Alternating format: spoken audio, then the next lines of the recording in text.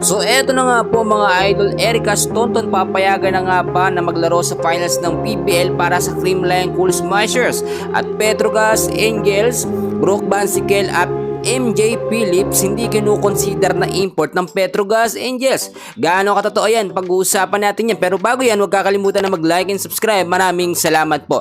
Mga kaibigan, alam naman natin na isa sa pinaka-inaabangan nga po ngayong finals ay ang paghaharap po ng Creamline Cool Smashers at ng Petrogas Angels. Bukod ho kasi sa tinalo ng Petrogas ang Creamline nung unang laban sa semifinals, nakita naman natin yung isang naging reason nga daw po ay dahil meron silang dalawang import.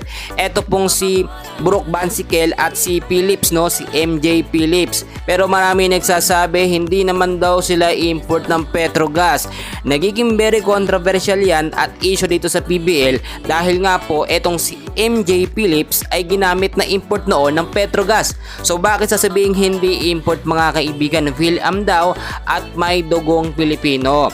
Well, lilinawin ko lamang sa inyo mga kaibigan, kapag ka sinabi ho natin PBL All Filipino Conference, hindi pwede yung sinasabing may dugong Pilipino lang. Dapat ho, pure-blooded, Yan kasi yung nagiging problema ngayon sa PBL management. Pinapayagan nila yung mga Phil-am na maglaro nga po sa ating mga team. Which is ang nangyayari, karamihan na halos ng mga player sa PBL, naladagdagan na yung mga Phil-am kaysa sa mga local player natin. Pero hindi yan ang nagiging issue ngayon.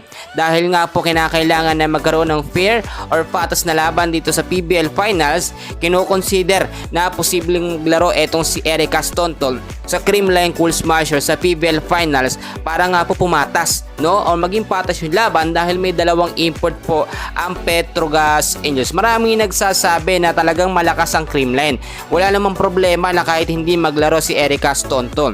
Pero alam nyo ho, marami kasi talaga sa atin ang hindi pabor sa sinasabi na hindi daw import itong dalawa, Brooke Bansikel at MJ Phillips. Kaya ang sinasabi ko sa inyo, sa muling pagbabalik ni Erica Staunton ay talagang malaki ang chance na makapaglaro siya.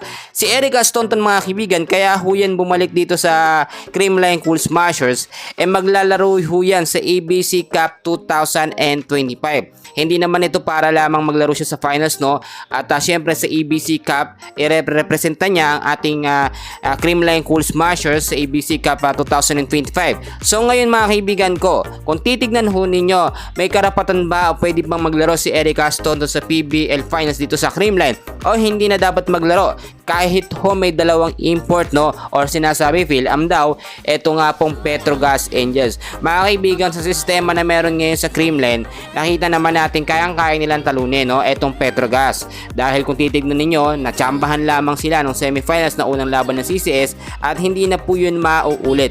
Sa ngayon kasi alam natin, nagka-problema din sa lineup ng CCS, kahit nga po si Jemmy Galanza ay talagang medyo nagkaroon din ng injured nung mga huling game.